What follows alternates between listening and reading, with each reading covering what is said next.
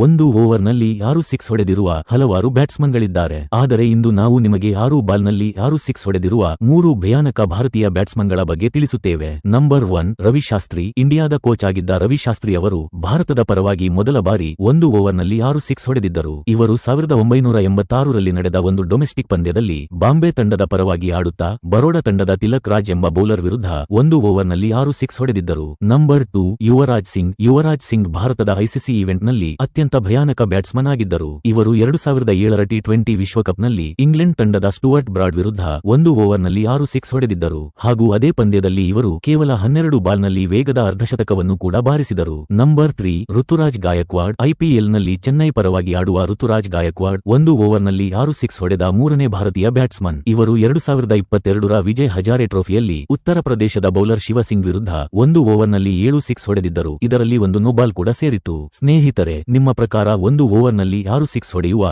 4ನೇ ಭಾರತೀಯ ಬ್ಯಾಟ್ಸ್ಮನ್ ಯಾರು ಆಗಬಹುದು ಎಂದು ಕಮೆಂಟ್ ಮೂಲಕ ತಿಳಿಸಿ.